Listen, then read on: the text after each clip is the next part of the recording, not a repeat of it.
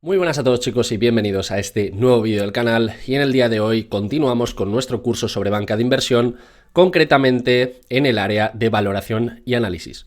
Como hemos estado analizando en los vídeos anteriores, pues obviamente la banca de inversión está basada principalmente en el asesoramiento corporativo en operaciones singulares.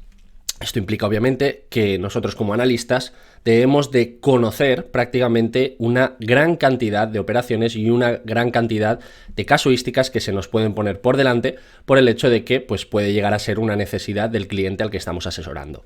Esto obviamente implica que debemos de conocer diferentes metodologías de valoración y tratar de utilizar aquella que es la más conveniente para cada uno de los casos. En el día de hoy, bueno, vamos a hacer una pequeñita introducción sobre los 4 métodos que considero más útiles, sobre todo desde desde un vistazo más de analista, ya sea para el buy side como del sell side, pero que vienen a ser los más comunes. Obviamente, cuando estamos asesorando una operación de M&A, pues obviamente estos 4 métodos van a ser muy útiles. Es verdad que si estamos, pues no sé, originando un bono o llevando a cabo pues alguna operación más de structuring con derivados, pues bueno, al fin y al cabo aquí lo que estamos haciendo es analizar una compañía.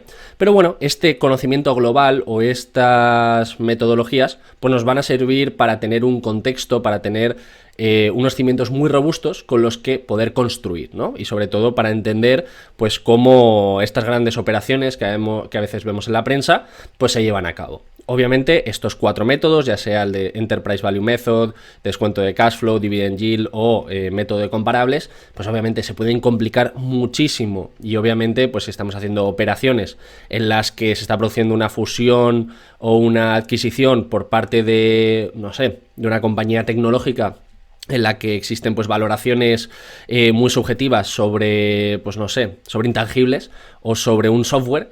Pues obviamente aquí ya veis que esto se puede complicar muy mucho, incluso existen propias bancas de inversión que están especializadas en un sector muy concreto, ¿no? Incluso divisiones dentro de una banca de inversión que son específicas para atender unas necesidades, en este caso sectoriales, ¿no? Por lo tanto, esto es simplemente que nos sirva como toma de contacto y para que entendamos que existe muchísimo contenido en el cual pues nos podemos especializar, lo cual pues yo creo que es bastante positivo. Entonces, como digo, hoy nos vamos a centrar en esta metodología de análisis, como es la del Enterprise Value, y en la que creo que vamos a resolver o vamos a, de alguna forma, eliminar a veces ciertos errores o ciertas dudas que existen sobre la denominación que le damos a la valoración del propio equity. Perfecto, pues una vez ya hemos entendido esto, lo siguiente que vamos a hacer es explicar 3 conceptos clave.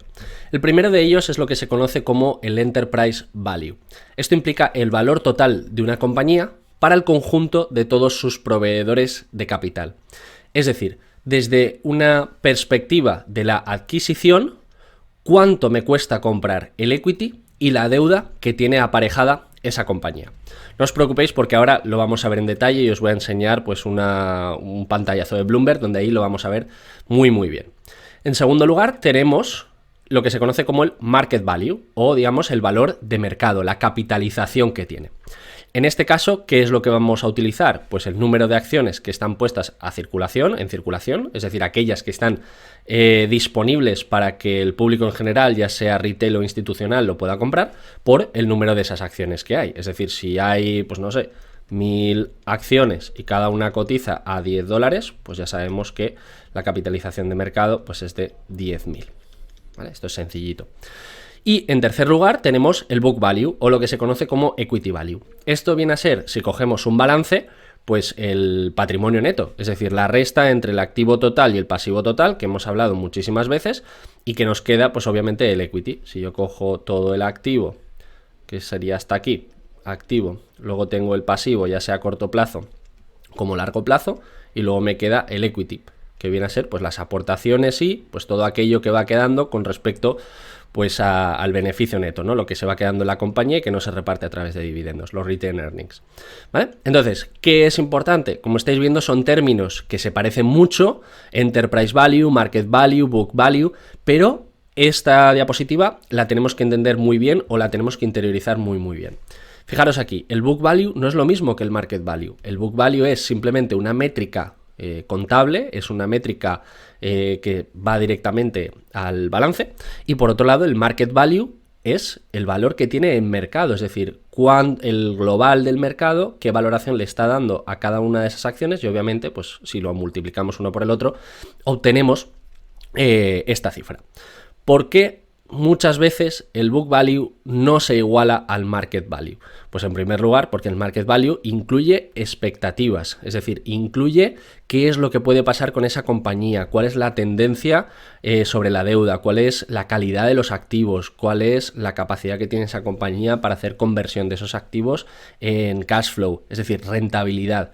Por lo tanto, el book value viene a ser una métrica única y exclusivamente contable, en la que tenemos una relación entre el activo total y el pasivo total, que nos da igual al equity o book value, y por otro lado tenemos lo que se conoce como market value, que como digo, tiene en cuenta pues todo aquello que hay veces que no se ve de una compañía y que los analistas pues tratan de rascar un poquito para poder entender muy bien y darle una valoración más precisa. Después, obviamente, una aclaración aquí, si hablamos de todos los capital holders, hablamos del enterprise value, fijaros aquí, estamos hablando de, desde una perspectiva de la adquisición, cuánto nos cuesta adquirir la deuda y el equity, o en este caso deuda más equity es igual a todos los activos que tiene una compañía, y en el caso de si hablamos solo de los accionistas, es decir, de las acciones que están en circulación, pues nos referiremos o bien al book value, porque es el patrimonio neto, o al market value del equity, que es obviamente pues el valor total que tienen esas acciones que están cotizando en mercado. No obstante, y una vez mencionados estos tres términos, vamos a detenernos en el enterprise value por el hecho de ser aquel que más participación o más importancia tiene a la hora de estar hablando de valoraciones. Hemos comentado anteriormente que viene a ser el coste a asumir por parte de un comprador en el caso de querer adquirir la totalidad de una compañía, es decir, en el caso de que queramos integrar tanto sus activos, sus pasivos como su patrimonio neto. Para ello hay que hacer una serie de ajustes que vamos a calcular con una fórmula muy sencilla, pero que tiene matices y que creo que es muy importante poder explicar para que nadie se pierda con respecto a la interpretación. En primer lugar, el valor de la empresa viene a ser la suma entre la capitalización bursátil, que hemos explicado anteriormente, es decir, el número de acciones que se encuentran a disposición del público en general, más la deuda financiera neta, es decir, que es la deuda total menos toda aquella tesorería o caja o equivalentes que la compañía tiene. En este caso, puede parecer antiintuitivo por el hecho de que la deuda financiera está en este caso sumando, y por lo tanto puede parecer que el hecho de tener mayor deuda está ampliando el valor de la empresa, ¿no? Y esto a veces pues, puede generar ciertas dudas. De la misma forma que si una compañía tiene caja, pues estamos viendo aquí que está restando y por lo tanto el valor de la empresa sería menor. Pero luego lo vamos a ver y lo vamos a explicar, pero quedaros con el hecho de que siempre estamos desde la perspectiva de un comprador, de un adquiriente que se va a quedar con toda la estructura de la compañía. Matizar también que en el caso de que estemos hablando de una empresa cotizada, pues el proxy más cercano es el market value, es decir, la capitalización bursátil, y que en el caso de que no tengamos mayores referencias, pues nos quedaremos con el equity value, es decir, cuando es una compañía no cotizada. En el caso de compañías no cotizadas existen otras tipologías de valoración, que no es el caso para este vídeo, pero bueno, comparables, transacciones precedentes, disculpad, es decir, existen tipologías, ¿vale? Pero en este caso nos vamos a centrar solo en la de Enterprise Value y que obviamente pues tiene sentido cuando la capitalización bursátil de una compañía pues es fácilmente identificable. Dicho esto, pues bueno, tenéis aquí la aproximación con respecto a la fórmula y que no es nada complicado de calcular. Pero, como estáis viendo aquí, tenemos un pequeñito asterisco donde tenemos dos ajustes. El primero es que tenemos que sumar todos los minority interest, es decir, todas aquellas participaciones minoritarias que una compañía tiene pues en terceras, es decir, pues esto obviamente hay que sumarlo, porque si lo estamos comprando, pues obviamente es mayor valor para la compañía, sus diferentes participaciones con respecto pues a todas esas, ya sean filiales u otras compañías a las que pueda estar, en las que pueda estar participando. Y luego otra, que es muy importante, como son las acciones preferentes, ¿vale? Las acciones preferentes, de nuevo, van a sumar, como también lo está haciendo la deuda financiera neta, y lo vamos a explicar por qué, ¿vale? Y por lo tanto, esta suma de deuda financiera, minorities, preferred, más el equity value, ya sea por la vía de no cotizadas con el book value, es decir, el equity normal o el patrimonio neto, o en el caso de ser cotizada con el market value, pues aquí tenemos el enterprise value total, ¿vale? Entonces vuelvo a por qué las acciones preferentes y por qué la deuda va a sumar y no va a restar, que sería pues lo lógico, ¿no? O lo intuitivo. Bien, en primer lugar tenemos, cuando nos referimos al pasivo, pues tenemos la deuda, que puede ser senior, tenemos la deuda que puede ser junior, tenemos las preferentes, que están a mitad de la deuda y del equity, y por último pues tenemos las acciones ordinarias. ¿Por qué se determina o por qué se menciona como que las acciones preferentes son asimilables a la deuda? Pues esto implica que cuando existe una acción preferente, estas tienen el derecho preferencial a cobrar un dividendo. Un dividendo que depende del par value, es decir, depende del precio de esa acción. Por lo tanto, para aquellos que ya estéis viendo por dónde quiero ir, estáis viendo que este dividendo que está garantizado y que además es un porcentaje frente a la acción, es un elemento bastante asimilable al concepto de cupón, porque es una obligación que tiene la compañía, en algunos casos incluso a perpetuidad, con respecto a sus financiadores, es decir, a aquellos que han comprado acciones preferentes. ¿Por qué se parece también al concepto de una acción normal? Pues por el hecho de que si esa compañía se va a cero, pues obviamente el valor de las acciones preferentes también va a cero y obviamente pues los inversores pierden todo su capital. Por eso tiene las dos partes, porque tiene un dividendo que es muy parecido a un cupón y por otro lado, porque en el caso de default, pues obviamente ese inversor pierde la totalidad de su inversión. Por ello, podemos considerar que una acción preferente también hace el mismo efecto con respecto al enterprise value que hace la deuda financiera tradicional, ¿vale? Entonces, una vez ya sabemos por qué la deuda se le suman, en este caso, las acciones preferentes, vamos a tratar de explicar por qué, en este caso, una mayor deuda implica un mayor valor para la empresa, un mayor valor de la empresa o un mayor enterprise value. Pongamos un comprador, de nuevo, es desde la perspectiva donde nos tenemos que poner, que quiere comprar pues unos almacenes, ¿vale? Quiere comprar pues una compañía que tiene pues inmuebles residenciales.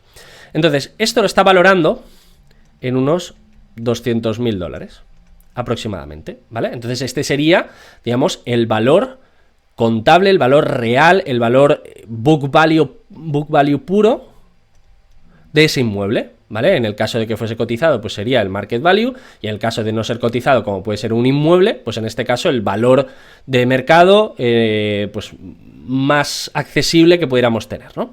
Entonces, ese sería el coste total o, digamos, el esfuerzo que le requiere al comprador para hacerse con esos activos. Pero pongamos que empezamos a rascar un poquito y que ese inmueble pues tiene una deuda por valor de $50.000 al ayuntamiento, por el hecho de que no se ha pagado pues un cierto canon. Entonces, ¿qué implica? Que si yo me acabo de quedar con ese activo por valor de 200.000, a ese activo de 200.000 le tengo que sumar un esfuerzo extra, que es el de la deuda que tengo que asumir. Entonces, fijaros cómo automáticamente esa deuda financiera neta, esa deuda, ese pasivo que existe por detrás de ese inmueble está sumando.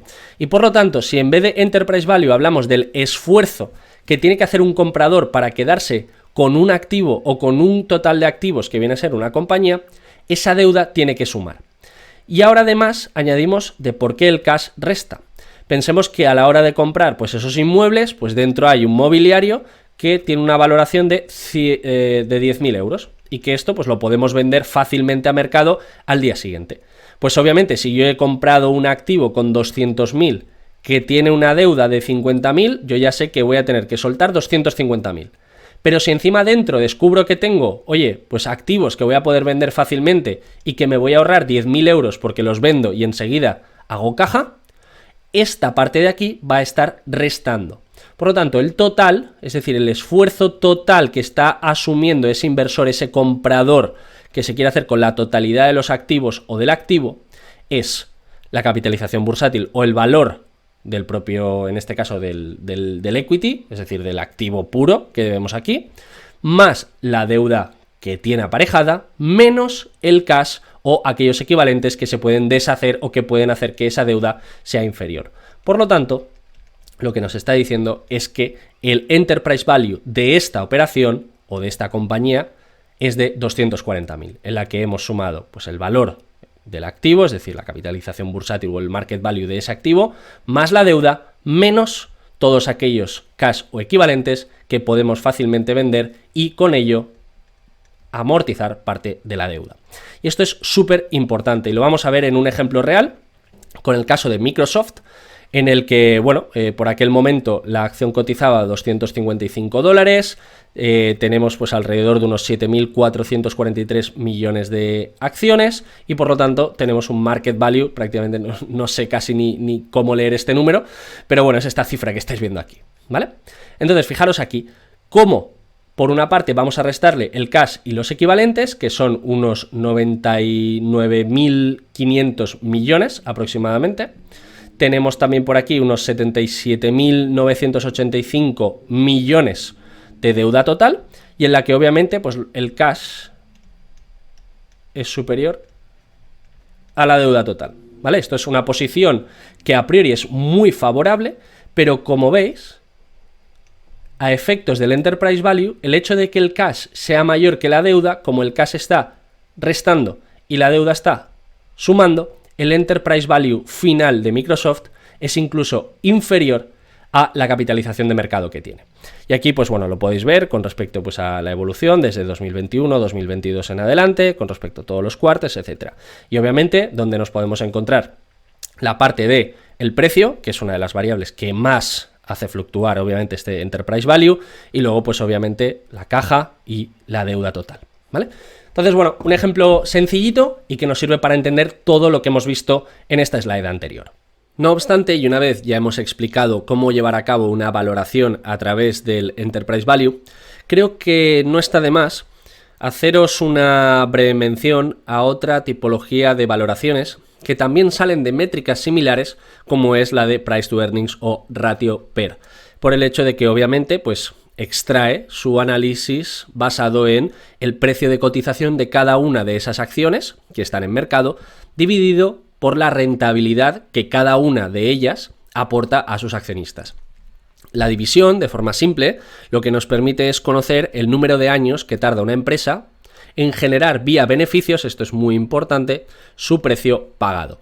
Obviamente, a mayor ratio PER significa que estamos pagando un precio mayor por esa compañía o que obviamente el tiempo que tenemos que esperar para que vía beneficios se nos esté devolviendo el precio que hemos pagado, pues es mayor, ¿vale? Como decíamos anteriormente, con respecto a la valoración del Enterprise Value, bajo mi punto de vista se queda un poco corta porque la realidad obviamente es más compleja y obviamente si nos estamos centrando solo en métricas de balance, pues nos estamos dejando perspectivas y nos estamos dejando muchísima otra información que este Enterprise Value no está recogiendo. Pero ojo, mención importante, cuando nos referimos a valoración no se trata de quedarnos con una sola, sino de saber interpretar qué tipología de acción se ajusta con cada uno de los métodos de valoración y obviamente si somos capaces de hacer una valoración por muchos métodos diferentes y todos ellos tienen una coherencia, podemos darle un soporte o podemos estar más tranquilos con respecto al resultado que estamos obteniendo en cada uno de ellos. No es lo mismo si todas las metodologías de valoración nos están dando un precio entre 8 y 10 euros por acción, que si de repente tengo uno que me da 27 y otro me da 12. Obviamente estoy perdiéndome muchísimo y no voy a ser capaz de determinar ningún tipo de solución para los clientes a los que estoy asesorando. Dicho esto también, el Price to Earnings tiene una pega que hemos comentado muchas veces con respecto al CFA, que son los factores de dilución, la convertibilidad, las stock options, muchísimos aspectos que obviamente pues generan que la rentabilidad por acción principalmente pues que pueda variar, ¿no? Entonces esto es importante y sobre todo nos sirve para compañías que son relativamente estables. Además, también debemos de tener en cuenta de que las compañías no son entes aislados, sino que muchas veces existe una cierta reversión a la media y existe pues una tendencia de muchas compañías a, al final tienen unos resultados similares a las que el resto de su sector pues está obteniendo. Y esto es importante. ¿Por qué? Porque a través de los PERs globales, es decir, los PERs de cada uno de estos sectores, vamos a poder llevar a cabo otra metodología de valoración que es la que vamos a explicar ahora con un ejemplo. En nuestro caso, pues he decidido elegir una compañía del sector aeroespacial y defensa con un PER de 21,6. Vamos a explicarlo. Pongamos que el sector total, pues tiene un PER de 21,6, PER sectorial,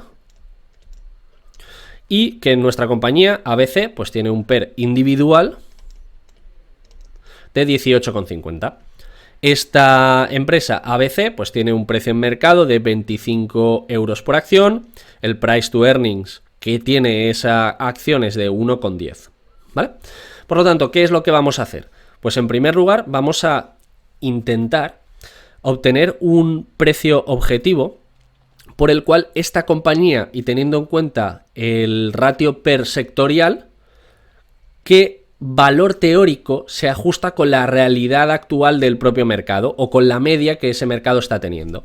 Esa media es de 21,60, es decir, todas las acciones más o menos en media están cotizando a un PER de 21,60, es decir, se necesita 21,6 años, precio pagado, para que vía beneficios se nos esté devolviendo la inversión que hemos realizado en esa compañía.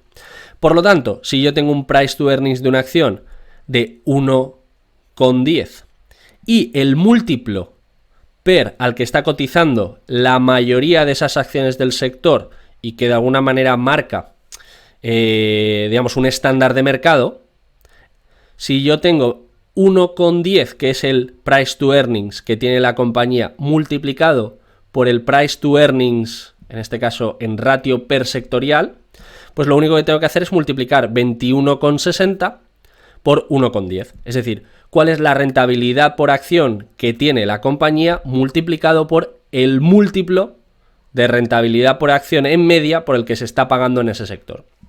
Por lo tanto, si yo cojo 21,60 por 1,10, el precio teórico que me está dando este análisis es de 23,76.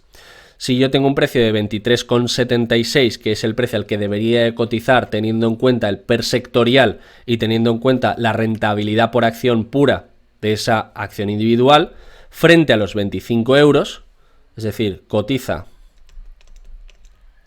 a 25, pero el precio teórico es de 23,76, pues lo que nos está diciendo es que este precio está sobrevalorado. Es decir, que esa empresa cotiza por encima de los múltiplos del sector. Es decir, que está por encima de la media. Por lo tanto, si yo hiciese pues un pequeñito análisis de todas las compañías en las que tengo pues las desviaciones más o menos en las que se mueven pues todas esas compañías, pues me estaría dando cuenta de que la mía está por encima de esa media. Por lo tanto, si yo encuentro otra compañía similar, con misma estructura de capital, con enterprise value similar, y que en vez de estar pagándose a, pues no sé, a 25, se está pagando, cotiza la empresa B, a 21, pues tiene más probabilidades de upside, digamos, teniendo en cuenta el precio que se está pagando en mercado, esta de aquí, la compañía B, que la compañía A, que es la que estamos analizando ahora mismo. Por lo tanto, bueno, como veis, es un análisis de alguna manera muy básico, muy simple, que de nuevo no tiene en cuenta el futuro, ni tiene en cuenta pues ciertas distorsiones que puede haber ocurrido, como digo, pues unas stock options muy fuertes o algún factor de convertibilidad, pero que nos sirve muy bien para tener pues un extra más que poder meter en nuestra coctelera, y sobre todo desde una perspectiva de comparables, por una perspectiva en la que nos encontramos que todas las compañías del sector cotizan a 21,6 price to earnings. Si la mía está por encima del precio objetivo al que debería de cotizar teniendo en cuenta ese múltiplo, pues obviamente es una compañía que está por encima, ¿no? Y que por lo tanto pues el precio teórico es inferior frente a lo que estoy pagando, estaría pagando caro, ¿vale? Entonces, bueno, con esto lo dejamos aquí. Vistos estos dos modelos de valoración, bastante sencillitos, empezamos con poco. En el siguiente ya nos metemos de lleno en un descuento de flujos de caja, que me parece pues uno de los más potentes, y en las que, bueno, vamos a estar hablando de términos ya un poquito más profesionales. Así que nada, con esto lo dejamos aquí. Te recuerdo que tienes todas las diapositivas en un link en la descripción por si te parecen útiles, por si las quieres utilizar también para estudiar. También si te ha gustado el contenido, te puedes suscribir, lo puedes compartir, y yo encantadísimo también de recibir todo vuestro feedback y de estar ayudando muchísimo en este curso sobre banca de inversión. Dicho esto, finalizamos con el vídeo y nos vemos en el siguiente. Un saludo.